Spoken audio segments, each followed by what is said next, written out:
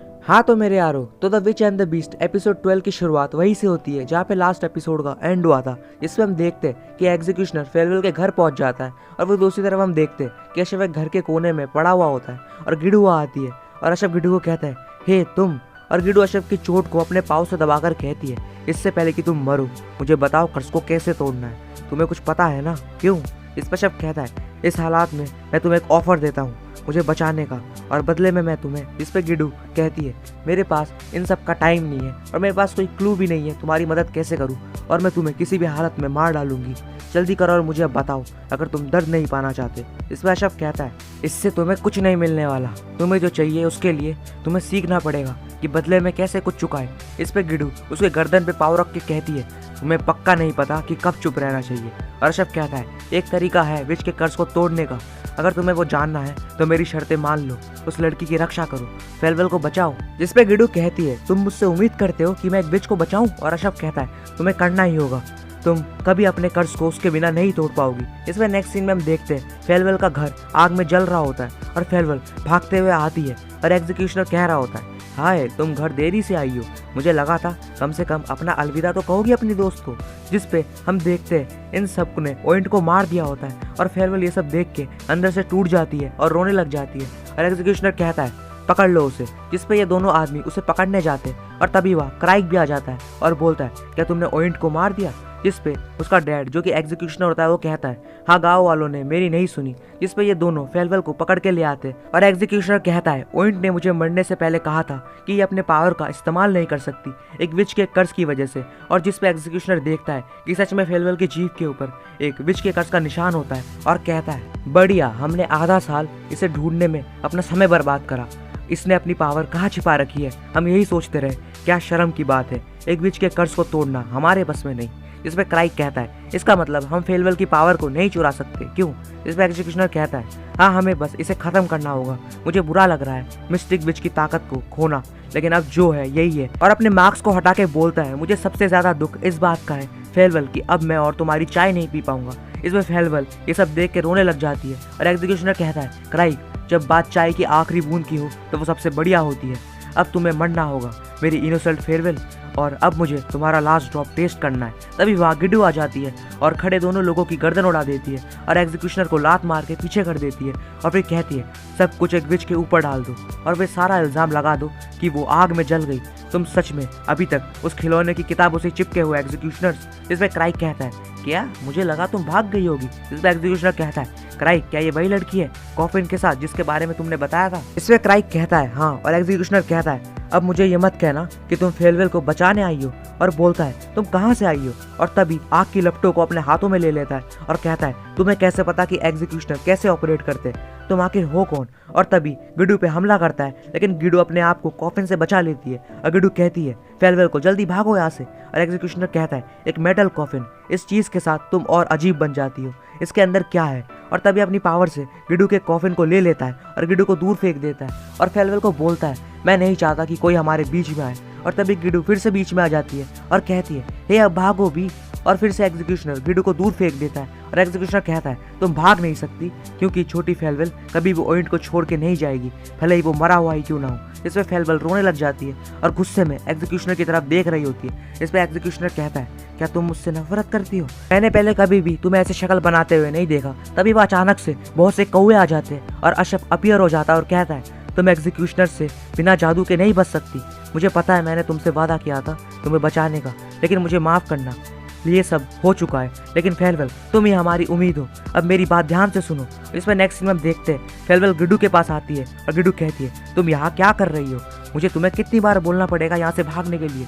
और फिर वो अशफ की कही गई बात को याद करती है और बोलती है, तुम्हें इनसे नफरत है ना? क्यों, चिंता मत करो, मैं तुम्हारे लिए इन सबको मारूंगी, तो अब वो करो जो मैं कहती हूँ और भाग जाओ। मैं कर्ज को कैसे तोड़ूंगी अगर तुम मर गई तो? और तभी फेयरवेल को किस करती है और तभी कॉफिन खुल जाता है और वही दूसरी तरफ अशफ एग्जीक्यूशनर से अकेला लड़ रहा होता है और अशफ की शील्ड भी टूट जाती है और एग्जीक्यूशनर कहता है, तुम जब से यहाँ आए हो काफी दर्द में हो, अब तुम नहीं बचोगे। तभी गिडू एग्जीक्यूशनर को आके एक पंच करती है और एग्जीक्यूशनर दूर जाके गिरता है और क्राइक कहता है, तुम कौन हो? और अपने बीच से अटैक करता है, लेकिन गिडू एक ही पंच में उसे खत्म कर देती है और गिडू कहती है, शिट मैं गंदी हो गई। और जिस पर अशफ कहता है, बहुत बढ़िया, यही हमारा सरप्राइज था। और तभी एग्जीक्यूशनर फायर से गिडू पे हमला करता है और वहाँ खड़े गांव वालों को कहता है, तुम सब यहाँ क्यों खड़े हो, जल्दी उस विच को पकड़ो, उसे मत छोड़ना। इसमें सारे गाँव वाले फेवल को मारने के लिए भागते हैं और गिडू का मार्क्स जल चुका होता है और वो कहती है, बस अब मैं थक चुकी हूँ, अब तू नहीं बचेगा। और वही दूसरी तरफ फेवल अपनी वॉइस की पावर का यूज करती है और कहती है, सब वही रुक जाओ। और जिसमें सारे गांव वाले फ्रीज हो जाते हैं और फेवल कहती है, आग अभी बुझ जाओ, जिसपे आग भी बुझ जाती है। और एग्जीक्यूशनर कहता है, ये क्या हो रहा है। और अशफ कहता है, असल में उसके पास एक विच का शरीर भी है। किसिंग से दोनों ने अपने विचेस के कर्ज को तोड़ दिया। अब तुम एक वोकेटिव विच के सामने हो, सब कुछ अब उसके कमांड के मुताबिक ही होगा, जैसे फेलवल कहती है एग्जीक्यूशनर। और एग्जीक्यूशनर कहता है, हे रुको फेलवल, रुक जाओ। जिसमें फेलवल फिर से अपनी पावर का यूज करती है और कहती है, मेरे ऑर्डर है, मिट्टी में मिल जाओ। और एग्जीक्यूशनर की बॉडी धूल बन जाती है और क्राइब भी अधमरा हो चुका होता है और कहता है, दोनों ही फेलवल और ये मॉन्स्टर कर्सेस को भूल जाओ, ये दोनों ही सील्स की तरह है, पूरी दुनिया ही मॉन्स्टर से भरी हुई है। और फिर वो भी मर जाता है। और नेक्स्ट सीन में हम देखते हैं अगले दिन सुबह पॉइंट कह रहा होता है, कोई फर्क नहीं पड़ता मैं कितनी ही बार फेलवल के मैजिक के बारे में सुनूं, ये मेरे होश उड़ा देता है। असल में फेवल ने अपनी ताकत से ओइंट को शायद रिवाइव कर दिया होता है। इस पर शक कहता है, हाँ, और फेलवल अभी भी एक बच्ची है और जब भी वो बड़ी हो जाएगी कोई शक नहीं कि वो मौत के भी आगे पहुंच जाएगी।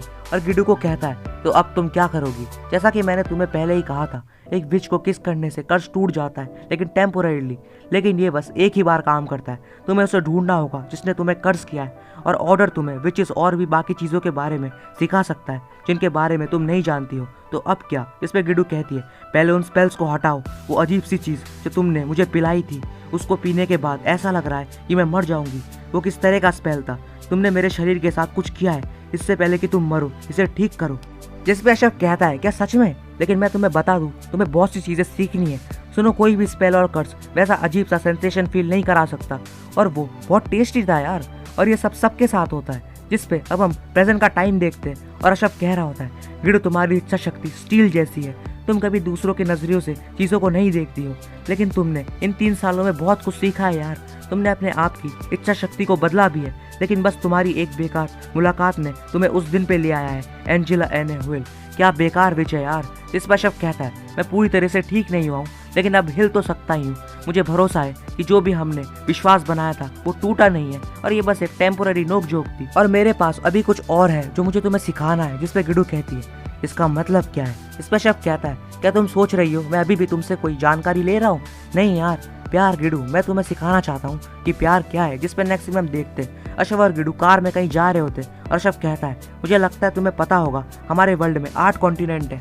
द वर्ल्ड हॉली चर्च का हेडक्वार्टर फर्स्ट कॉन्टिनेंट में है, सेकंड कॉन्टिनेंट ईस्ट में पड़ता है, और जितना तुम दूर जाओगी उतनी ज्यादा वहाँ ग्रोथ मिलेगी। लेकिन 8th कॉन्टिनेंट पहले वाले से काफी दूर है। तुम 7th कॉन्टिनेंट में रहती थी, लेकिन तुम्हें वहाँ भी कंफर्टेबल फील होगा। और बोलता है, हमारी दुनिया में कोई अजीब सी एरियाज है, जैसे कि आइसोलेटेड आइलैंड जो कि 7th और 8th कॉन्टिनेंट के बीच में है। उसके बीच में एक होल है, जिसपे अशरफ और गिडू उस होल के ऊपर से गुजरते हैं और फाइनली अपने डेस्टिनेशन पे पहुंच जाते हैं। और अशरफ कहता है, ये होल तक का एंट्रेंस है इस दुनिया से बाहर, द फॉल। जिस पे अंदर जाने के बाद काउंटर पे आदमी कहता है, हमें खुशी हुई आप यहाँ आए मिस्टर अशरफ। और तभी एक दूसरा गेट खुल जाता है और काउंटर वाला आदमी कहता है, अब प्लीज राइट की तरफ जाइए। इस पर अशरफ और गिडू आगे बढ़ते हैं और एक गेट के सामने जाके अशरफ कहता है, द फॉल के 17th लेवल है और हर एक अलग इंडिपेंडेंट वर्ल्ड से कनेक्ट होता है। इस पर अशरफ 4th बटन को दबा के कहता है, जो लेटर एंजिला ने उस एग्जीक्यूशनर पे लिखे थे वो फॉल के ही सिस्टम का हिस्सा है, और आउटसाइडर्स के लिए यही एक जगह है जो दिमाग में आती है। अगर हमें एंजिला को ढूंढना है तो हमें जरूर यहाँ कोई सबूत मिलेगा।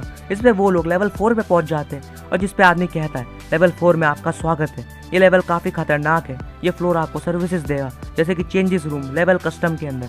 अशरफ कहता है, हमें ड्रेसिंग रूम दिखाओ। जिस पे ये दोनों ड्रेसिंग रूम में पहुंच जाते हैं। अरे बूढ़ा आदमी कहता है, मैं आपके लिए क्या कर सकता हूँ। इस पर अशरफ कहता है, चलो मुझे देखने दो, हमें मिडिल क्लास आउटफिट्स चाहिए और हम अपर क्लास वैल्यूज में विजिट करना चाहेंगे, मुझे 10 दिनों के लिए कपड़े चाहिए। इसमें ये आदमी कहता है, ये तो बहुत ज्यादा होगा, मैं आपको कोई नौकर या कैरेज भी दे दूंगा, या आप अपने साथ लाए इस बॉक्स में ये सब रखने वाले हैं। इस पर शब कहता है, नहीं, मेरे पास चीज़ें रखने के लिए ये कॉफिन है और मैं रख लूँगा, और एक आखिरी रिक्वेस्ट है आपसे, हमें कुछ पूरे ब्लैक आउटफिट भी चाहिए। इस पे वो आदमी चौंक जाता है और कहता है, पूरे ब्लैक कपड़े पहनना इस लेवल पे मतलब। इस पर शब कहता है, चिंता मत करिए, मुझे पता है। और बूढ़ा आदमी कहता है, प्लीज़ थोड़ी देर रुकिए। और शब कहता है, अब हम तैयार हैं, तुम्हें ये कपड़े कैसे लग रहे हैं। इस पे गिडू कह रही होती है, किसे फर्क पड़ता है, ये बस एक कपड़ा ही तो है। और ये सब एक जैसा ही है जब तक मैं इसे फाड़ ना दूं। इस पर अशरफ कहता है ए इन सबको साफ रखना, समझी। इस पे ये दोनों गेट तक पहुंच जाते और अशरफ कहता है तुम्हारे पास कोई कमी नहीं होगी मौकों की अपने कपड़ों को फाड़ने की इस दुनिया में, तो चलो गिडू अब हमें चलना चाहिए। और अंदर कदम रख के बोलता है लेवल 4 ऑडियंस या सेट, एक दुनिया जहाँ वैम्पायर्स आवास है।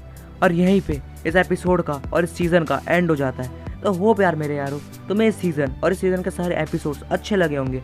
मेक श्योर अगर अच्छे लगे तो लाइक एंड सब्सक्राइब कर देना और बहुत जल्द मिलते हैं किसी और नए एनिमे के साथ। तब तक के लिए टेक केयर और बाय बाय।